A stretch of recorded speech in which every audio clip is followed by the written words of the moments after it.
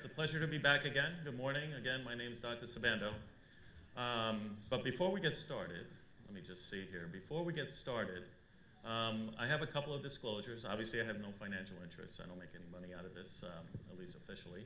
And then I do serve on the Board of Medical Examiners, and I have been serving for the last 2 years. So there's two things I want to project out to you. As you know, yesterday, Governor Murphy signed the Right to Die Act. It is now law. We will be putting out information. We will be putting out information as to what it means to us as physicians. Realize that we have been fighting, our associations have been fighting against it, but there is, there are people out there who are for it, and fine, it was passed into law, but now we have to understand what this law means to us, okay? So we will be putting it through our website. Lori Clark will be putting it through there as to what it means. For now, the most important thing about the law is that it's going to start August 1st. And for a physician, it is optional. You don't have to do that. You can refer the patient out, but be careful with that because they're an established patient of yours, especially if they're terminally ill, and those are the patients that you're taking care of. Remember, you'll make sure you offer the other options, hospice, palliative medicine. There are other great options there. Everyone, the most important issue for a patient is, at the end of life, is a fear of dying in pain. And as long as you keep that in mind for them and listen to your patients, I think they're going to go with that option. And it will be, a good death if you want to think about it that way. I do hospice and palliative medicine in our emergency department, and we have that conversation. And it does work well for us. And the families are very appreciative as their loved one is going into end of life. So that's important. So more information to come out from that. Nancy, who spoke this morning, talked about chaperones. And I can't tell you how many complaints are coming through the board right now where the physician allegedly has touched the patient the wrong way. The patient felt that the examination was not professional, and they're using the hashtag #MeToo. Okay, so a lot of it that we go through as they're coming in, and they're coming in by 50 to 100 a month, we generally look at it and, there's no basis. But those that come up in front of the board, we're gonna sit down and we're gonna ask questions in the preliminary hearing. And when you get to that point, when we've interviewed the physicians, we always ask them, do you have a sign that offers a chaperone in your office, in the waiting room, at least? That's a regulation. You gotta have that in your private practices. So if you don't have that, make sure you have that. The second thing is, when you were in the room examining the patient, it's usually male on female patient. Did you offer the patient a chaperone, and were you alone? So now it's a he said, she said. And we've actually had cases where the patient reported it to the police, and the poor physician was taken that day out of the office in handcuffs in front of their patients, which I thought was unfair, by the police department. So not a good thing. There's a lot going out there, so please protect yourselves by making sure you have the sign and offer the chaperone to the patient. It could be a medical assistant, okay? And I'm not talking about general exams here. I'm just talking about an overall exam, okay? And try not to use the patient family either. What's that? On the sign. No, that the office, will provide you a chaperone if you ask for it. That's it. That's all you need to say. And if you have a population that you're dealing with and they're 60 or 70% Arabic or Spanish, you really have to have a sign in that language, okay? So that's important. So let's get started with this. I'll be available for questions on those two issues at the end after the lecture. So I'm going to get through this lecture first. We're going to take a break. There's going to be some coffee outside, some snack, and then we're going to come back and finish off with the alternative to opioid lectures, okay? So as you can see here, Dr. DeFeo had talked about that we do have an Alto program. We started the Alto program now 4 years ago. And this picture was from last year where Senator Booker, Senator Menendez, and Congressman Pascrell basically supported a bill, an Alto bill, that effectively was signed by the President of the United States 3 months ago. Now what this bill means is those emergency departments that are in underserved areas and are being ravaged, their cities are being ravaged by opioid deaths, are going to have the same type of model that we have. And so there's a grant of $10 million over the next 3 years for each of these emergency departments to apply for. Okay, and that includes in the state of New Jersey. So if you guys know you're practicing in an area where it's heavily, like Ocean County is a big area in our state where there's a lot of opioid deaths, then you can bet that Community Hospital, Jersey Shore Medical Center are probably going to apply for this grant. All right, so very important. So our objectives for today is basically to understand the Controlled Substance Act of 1970. We're going to review applicable laws of federal and state. Now, I'm not going to get into Florida. I'm going to let Dr. Schuckman talk about Florida in the end as the last lecture. Know what the proper prescription is. Become familiar with E-Force, New Jersey PMP, and Pennsylvania. So E-Force is the PMP for Florida. I'm not going to get into that part. It's just to say it's pretty similar. You have to register for it, and it's a great tool to use. And you want to understand how to become a controlled substance prescribing practitioner. All right, so I always like history. I always want to know exactly where all this stuff came from. And Richard Nixon basically, before this act, there was really no regulations on medications that were coming into this country or from other pharmaceutical companies as to how much, when to use it, how the physicians were dispensing, et cetera. So during that time, there were many issues with patients, as you can imagine, with these prescriptions not being controlled at the time. So in general, he signed this act and basically consolidated everything under the DEA. Okay, so they're the oversights. They are the agency that does oversight on the controlled substance. And basically, here's your schedule, right? So they listed the medications in categories. So Schedule 1, you can see marijuana up there, LSD, heroin. Now, in this state, medical marijuana is legal. You're still trying to push for just recreational marijuana. And it's another hot topic. And I don't know if you guys noticed the sign. I came from northern Jersey. And there was a billboard that stated, obviously the pro-recreational marijuana. And they said that other states have noticed that if you were to replace marijuana with opioid use, that they actually help prevent 8% of the deaths in those states. Now, 8% is kind of a small number, but to the lay public, 8% looks good, So they're still, working on that. There's a lot that we don't like about it, replacing one medication over another, but we're going to keep our eyes on it as an association. So Schedule 2 are where the opioids are listed, including methadone. And in those are the medications that we're going to be talking about today. Schedule 3 includes ketamine and Tylenol number 3. Schedule 4 is Xanax, Suboxone, Tramadol, and 5 are Lomotil and Lyrica, Robitussin AC. So realize that in order for a prescription to be legal, it has to be issued by registered practitioners, meaning that it could be us as physicians, nurse practitioners, PAs, right? Depending on what the regulations are in the state. And it has to be for a legitimate medical purpose. So what Dr. DeFeo talked about with that physician who just gave their prescription pads to these particular clinics and they just signed all these opioid medications away, that was not a legitimate purpose. That was just the purpose of making money for that physician, right? So it has to be in your usual course of practice, meaning that these are the type of patients you're going to take care of, whether acute pain or chronic pain, and you're going to document. You're going to document as to what you're going to do with this patient with this particular medication, how you're going to evaluate them, and then what other alternatives you're going to offer to them. Okay? But there are no federal laws that regulate or puts limit on the quantity of controlled substances that could be prescribed. This is really dictated by the states. So the states are regulations are more stringent than the federal government, if you can believe that, right? So the prescription requirements, you guys know this. Basically, you got to put the name of the patient, their address, the date of birth, the drug name. You guys know all this, right?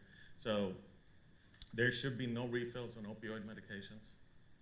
Okay, that's important. And then you got to make sure you have the manual signature of the prescriber. So you can't use a stamp. You have to sign your prescriptions, and please don't sign your prescription pads ahead of time. Okay, it always has to be at that time where you're rendering services to the patient. All right, so if you're not residency trained in pain fellowship and you decide to do pain management on the patient, then you are expected to have the same knowledge and wisdom as somebody who is trained in pain fellowship. Okay? So that's pretty much your duty. And your duty is to care, your duty is basically to care for these patients safely and make sure that the goals are met. And if you're having trouble in the end and the goals are not being met, you can always get a consultant to come in. Maybe you need pain management or PM&R or physical therapist down the block, but start involving other people. And your goal should be to manage the pain to the best of your ability without increasing the use of opioid medications. That's pretty much the trend.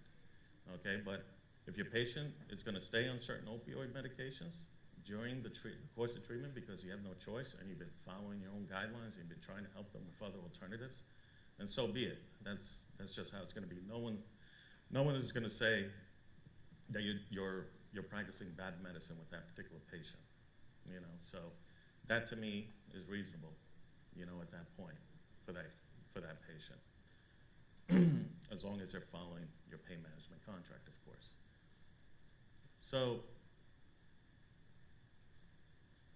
basically, you have to make sure that you have DEA discuss a legit, obviously a DEA, and in this state, a CDS, right? And you got to make sure that you've discussed the legitimate medical purpose for this, for the particular use of opioids, okay? There's going to be a running theme here. So you want to make sure that we comply with both federal and state laws. And when federal laws or regulations differ from state laws, the more stringent one applies, okay? So remember, the state of New Jersey, their laws are going to supersede the federal government because they're definitely more stringent compared to what the feds want to do from us, what their requirement is under their law. So what you don't want to do is obviously don't pre-sign your prescriptions. Okay, I can't tell you how many physicians have been caught for that. And, and the other reason is if you pre-sign your prescriptions and you put your prescription pad down and there's a patient in the room who obviously sees that, they're going to take that. And then they're going to write prescriptions on behalf of you, which is really bad. You don't want to get into that mess. So, and, again, they're repeating here, that you have to have the dosages, the quantity, et cetera, and just make sure you do not refill your opioid prescriptions. All right? So you can go up to a 6-month supply. That's true if you're doing hypertensive medications, they're pretty much stable for the entire 6 months, and then you have them come back in 6 months and let's recheck them. That's true of Schedule 2, but again, the state regulations, they don't want you to do that. You can't give a 6-month supply of CDS medications, okay? So a prescription will expire 6 months after the date that it's written. You can refill 5 times within a 6-month period, but this is obviously not for CDS and may be used for a new prescription Schedule 3 within the period necessary. So if you want to change it, that's fine. So again, we're going to talk about refilling here, and you can either do it up front, and that's about it. There's really nothing else there. Emergency situation. So it's a weekend, right? Patient is about to run out of their medication. They're on oxycodone. They try to call your office up, but you're not picking up because maybe you're on vacation, and maybe you have another physician covering for you.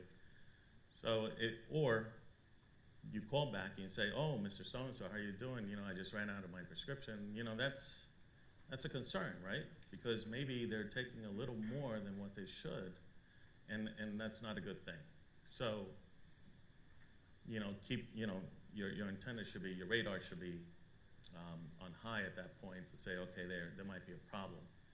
So, but you can give an emergency dose of like 2 days for the weekend. Let's say it's Friday night, give some for Saturday and Sunday and tell them to come into your office on Monday, all right? So, but it's rare. It should be rare, right? So, and this is something up front that you have to tell the patient that in the event that happens, you got to let me know right away. There has to be some sort of honesty going on, and then obviously, more than likely, you have that in the pain contract, right? So generally, pharmacists can do a reasonable effort to identify the prescriber so they can go. The patient might say, I can't find my doctor, so they go to their pharmacist, and the pharmacist tries to reach out for the physician, and the physician, they reach out to the physician, and they can go up to 7 days, with a verbal order, but then they have to have the prescription within those 7 days. So the prescriber has to document the situation and make criteria for the emergency treatment. All right. Has anyone run into this? It's rare, right? Okay. If you're going to prescribe controlled substances, you can fax, especially if you're in a licensed chronic care facility and the patient's enrolled in a hospice program, but usually they have their own medications there, so it should not be a problem. It really depends on what the policy and procedure is of that licensed chronic care facility. You can call in the prescription, like I said, and depending on which state you're in, sometimes you can send it in electronically, but not this state.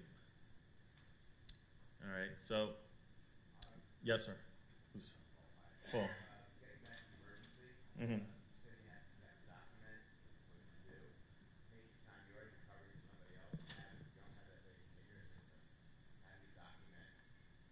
So, right. Right. So the question is, if you're a covering physician and you don't know anything about this patient and you can't access their records, right, then how do you confirm that they should get this dosage, right?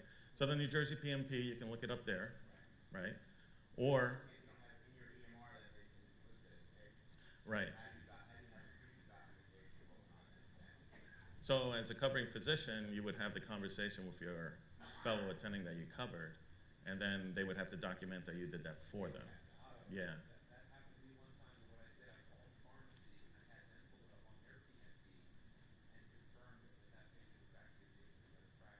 Right. Correct.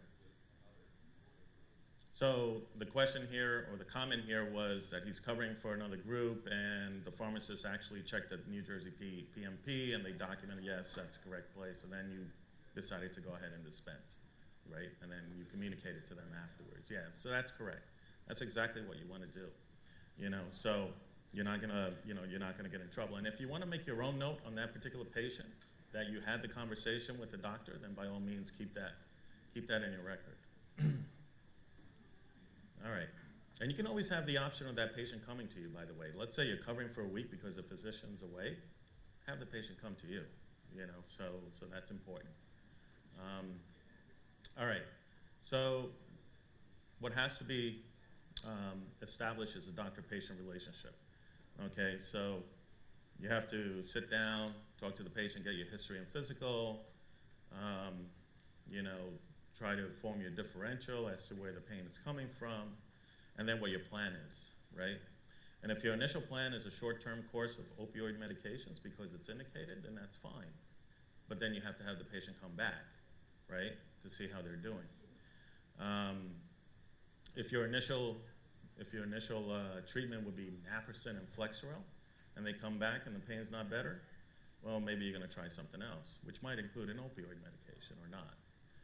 But the key thing is that the doctor-patient relationship has to be established, okay?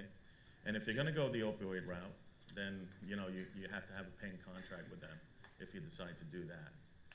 So, and then the other thing is you want to talk about, and my pointer's not coming up, but basically you got to talk about this part here, right? So if you're thinking about the use of opioid medications, talk to your patient about mental health, other substance abuse problems, okay, and whether or not they've been on that particular medication before. Okay, so I'll get deeper into that in my next lecture, but you really have to have that type of conversation with the patient. All right, so again, there's no maximum dose or maximum quantity at this point, but state law supersedes and there is. So, in terms of federal regulations, basically, you got to know what your prescription is, and we're in this state, it's only one type of prescription that we have. Should have your NPI number, should have your CDS, should have your DEA if you're prescribing a Schedule II. And you have to make sure that when you see the patient and you're establishing a doctor-patient relationship, that you have a plan, okay? So, and make sure you document. What Gina said this morning, and wearing the shirt of document, document, document, that holds true, all right? Because the last thing is, if something happens, and when the board is coming in, or the DEA is coming in and they're looking at your records have to reflect a plan with the patient. And I can't tell you, when we're sifting through records of some physicians that get in trouble, that there's a lack of a plan. They just put down the diagnosis, and it's chart after chart, after visit after visit after visit on certain particular patients, and it's not good. The majority of these charts that we review are practitioners that do not have EMRs. They're actually writing it in. So if you have EMRs, hopefully you have the luxury of putting in more information into it.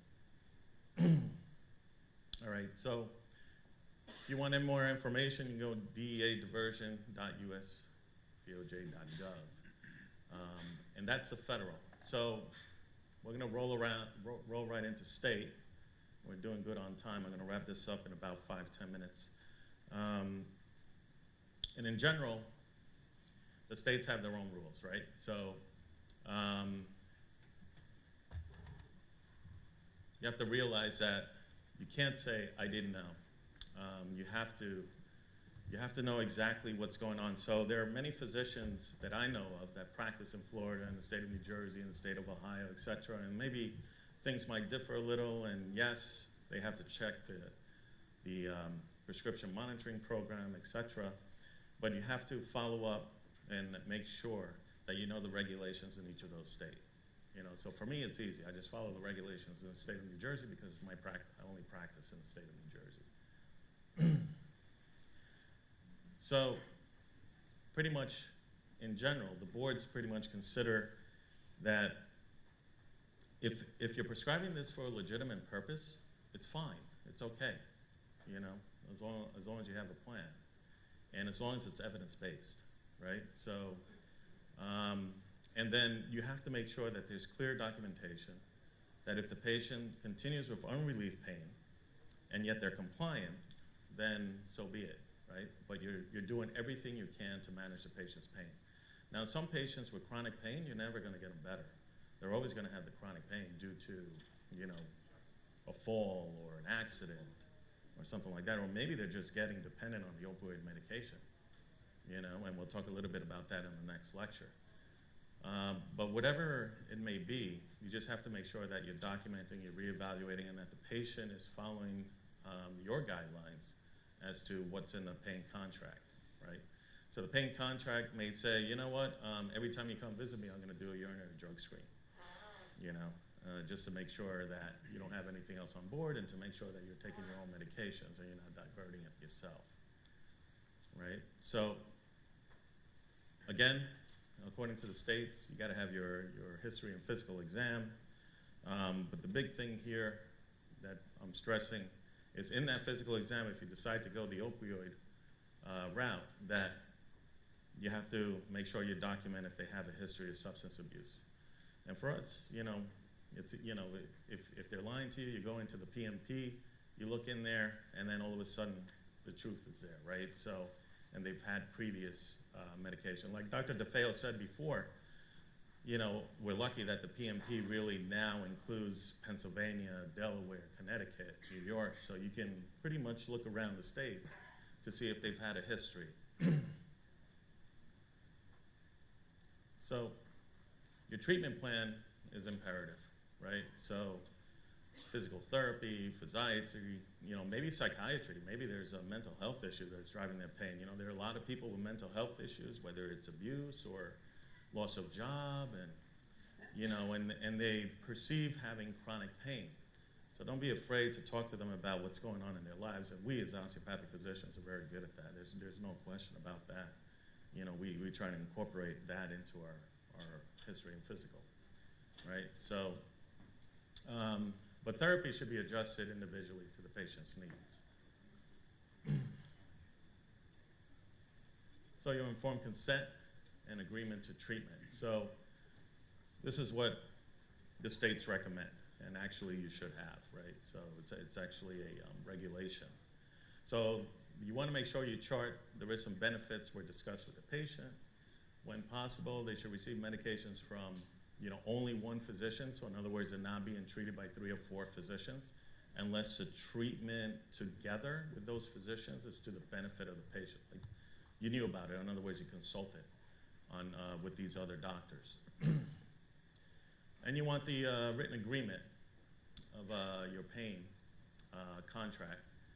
And within there, what are the high risk of abuse? So, obviously, if they're, they've had previous use of opioid medications, that's a high risk. If they use drugs, that's a high risk. They've had a history of mental health. That can be a high risk as well. Do your urine drug screen. One of the things, does anyone do long-term care, hospice, right? Do you guys routinely take urinary drug screens on these patients that are, 6 months out, 8 months out, but yet opioids are indicated for their treatment? What's that? No, right?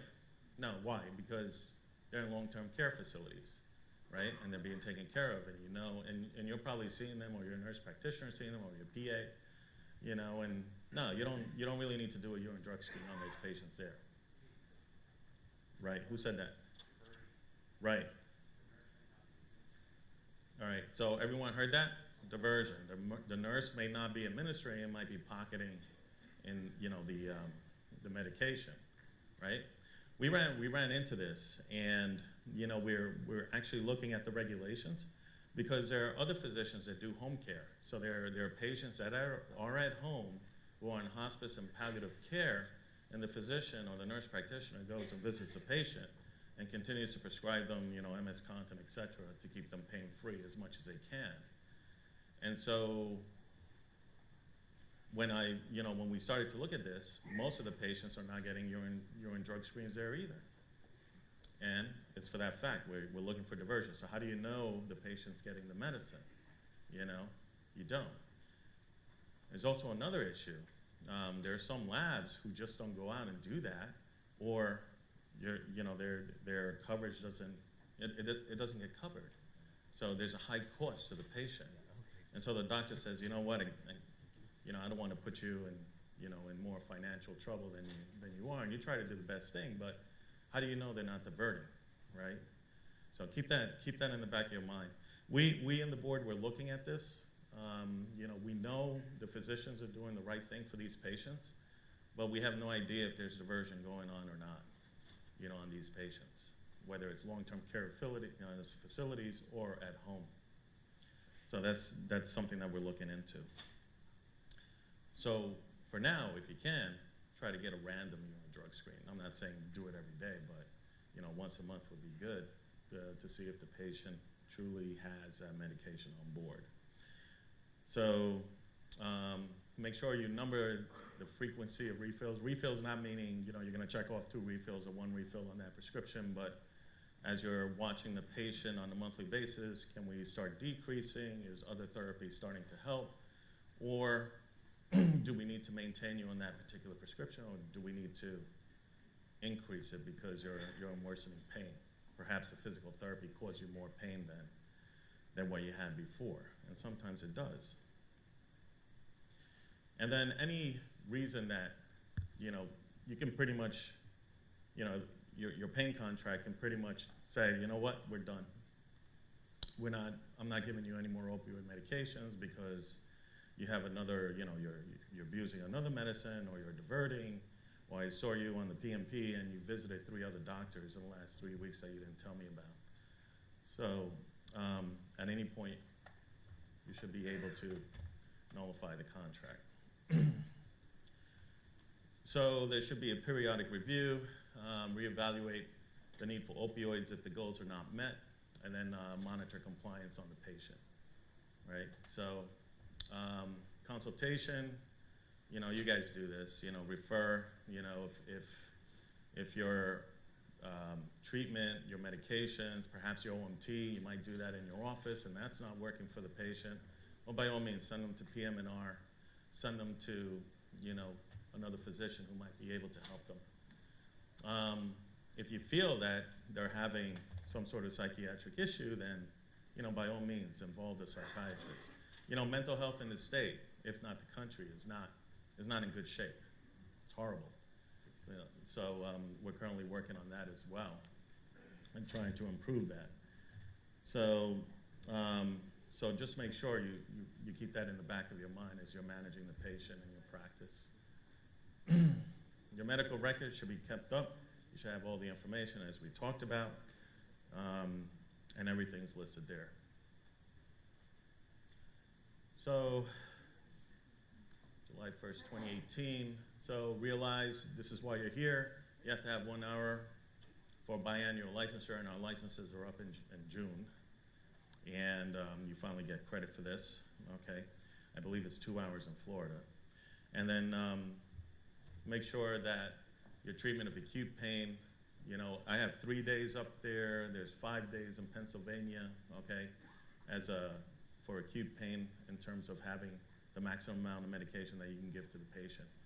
So New Jersey and Pennsylvania is 5 days, so 5 days of Percocet, 5 days of OxyContin, okay? They're not telling you what kind of pain medication here. They're just telling you only 5 days. And then you reevaluate the patient. If they need to be on it, continue it, then they need to enter into a pain management agreement. Does that include taking the patient down? Sorry, there's 2 questions. Go ahead. Does that hold true for learning as well? Not right now, but we'll get into that into the next lecture. I'm sorry, there was another question. If your patient is weaning down and it's a new prescription, so if you're going from, if someone has been on chronic opioids and they come to you, so if they're getting New prescription. New prescription. They're de novo on an opioid. right. De novo on the opioid, but if they're currently, let's say you're taking care of a patient that was on opioids and you're going to continue on it because it's medically necessary, then no, you can continue it for 2 weeks, a month, whenever you want to see the patient again, to make sure that you're doing the right thing for the patient. You can probably go right to 30 because you're going to be the primary care physician seeing the patient, but it's 5 days from the ER, 5 days from the urgent care center, 5 days if I see you the first time. If you're seeing the patient and they hurt themselves, picking up an object, and now they're showing up and they're having sciatica, and you think, man, maybe a short course of Percocet or OxyContin or whatever. Like I said, it doesn't tell you which opioid to prescribe, but you should always start low, right, initially, and then start to go up or get off, ideally.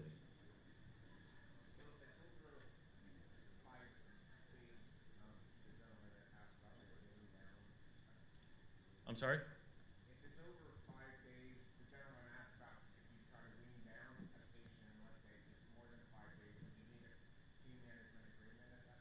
So, no. So 5 days means I just gave it to you and that's it. So let's say they're coming from my emergency department. I start them on 5 days because I think it's clinically indicated. Maybe they have a broken bone, that doesn't need surgery, and I'm sending it to an orthopedic doctor, and I give it to them for 5 days. Well, at 5 days, they should be reevaluated. And in general, if they don't need it, they don't need it. If they're feeling a little bit of withdrawal, then treat that. Maybe they might be nauseous or something. But in general, we never prescribe, Dilaudid or miscontin. It's usually something low, like Percocet 5 through 25, So as long as they're not withdrawing, that's a different story. And usually they're not from 5 days, not even from 3 days, which is what I think Florida wants.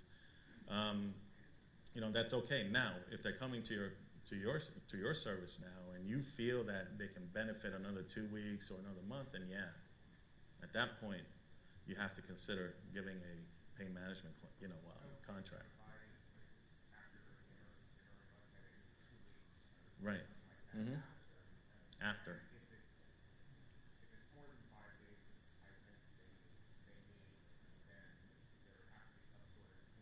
Yes, because you're going to worry about diversion, especially if you don't know the patient. If you know the patient, then yeah, okay, there has to be some sort of trust here, but and you want to trust the patient, right? So, There's no trust. but there's never trust. Yeah. So, but I like in the real world, well, in my world, I like to trust the patient. So, so anyway, those are all good questions. Yes. I don't know about a lot of that, but when I do, I have them do the opioid contract. Is that the record of that too? But it's, remember, that's for pain management, but if you want to cover yourself for future, yes. Right now, no, it's only for opioid medications, not scheduled. Yeah. Yeah, yeah. You know what? If that's your practice, that's great, because it's someday, and we're not seeing it. Nobody's dying from Adderall. That's the bottom line. People are dying from opioids, and this is why it's so stringent like this. But if you want to take it to that level for your patients, that's great.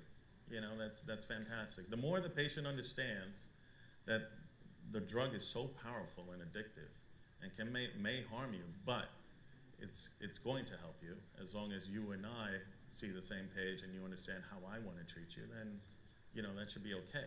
But that's good. I have no problem with that. Sorry, it's not a long question. Yeah.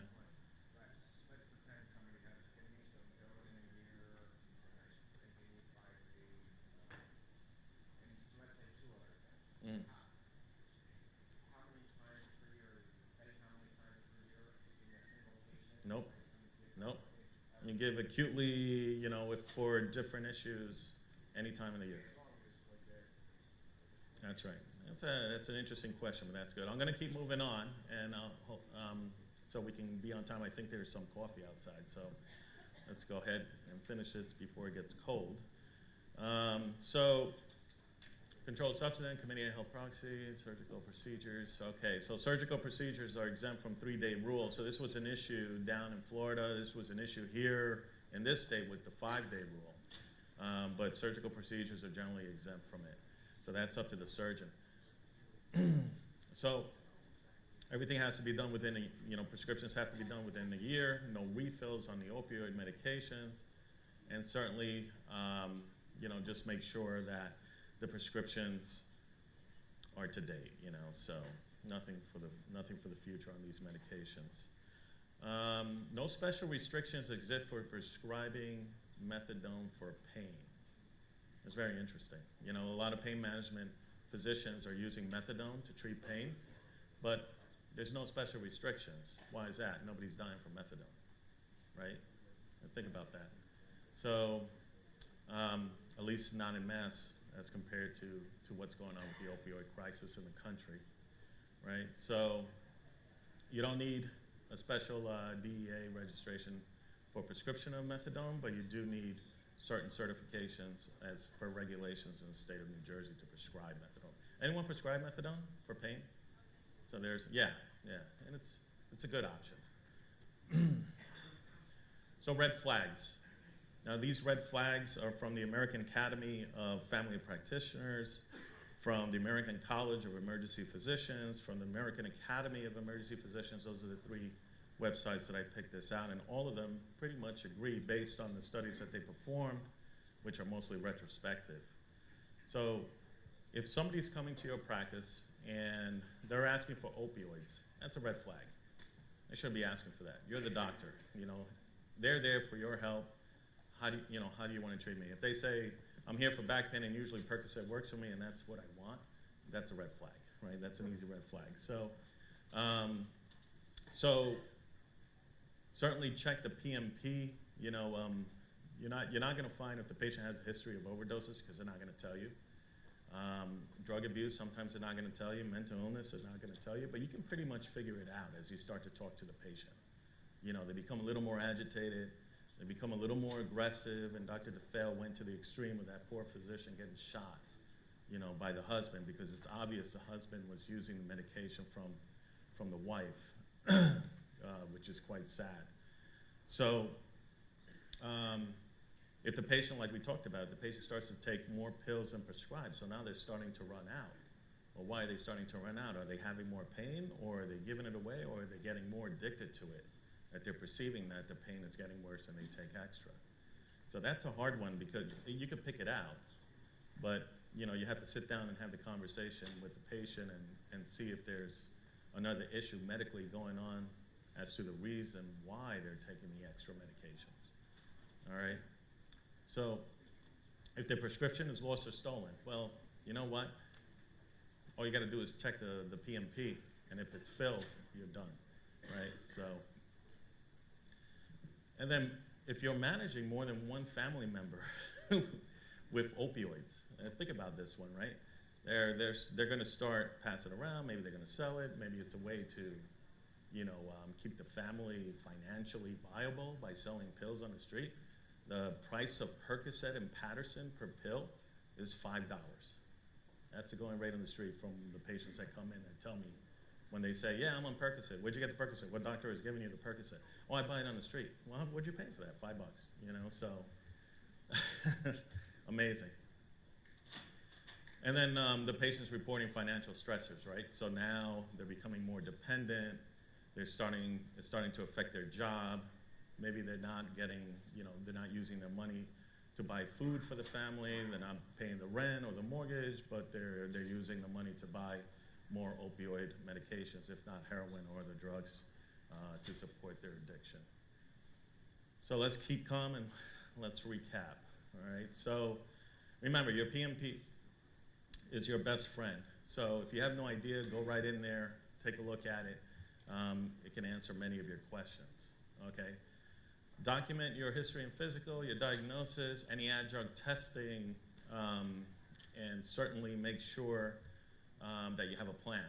Okay, we're going to start with short-term of opioids along with this, and then he's going to get an MRI. We're going to come back, possibly, possible referral to orthopedics or physiatry, depending on the MRI result, right? And just make sure the patient is able to come back to your practice to get reevaluated. Talk to the patient regarding the alternatives for the management of pain and document the conversation. What's really important, to the patient is not to say that we're going to make your pain better, zero, nothing, none. We're going to try to help your pain. We're going to make sure that you're able to live with your pain if we get to that point. But there's a possibility we may not be able to cure your pain. Okay, so if they understand that, they understand the goals, right? And so now you can start managing the patient. But if you tell the patient, I'm going to take your pain away, no problem. I guarantee it, 100%. Nothing's 100% in medicine, right? So, at least there's some things that are 100%. Death, I think, but I don't want to say that. But anyway,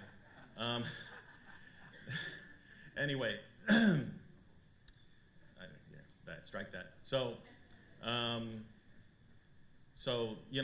it's really what the patient's expectations are, what your expectation is as a physician, and managing each patient that's coming in with pain, and trying to find out exactly what's causing the pain, right? So, if you're prescribing the opioid medication, state regulation states that you have to write down the risk and benefits, right?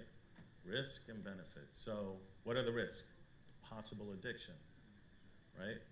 You may possibly stop breathing if you start to take too much of these medications, right?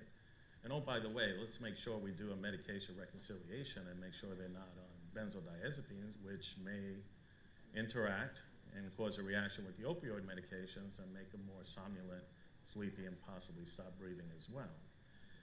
So make sure you get a good history on that and document that.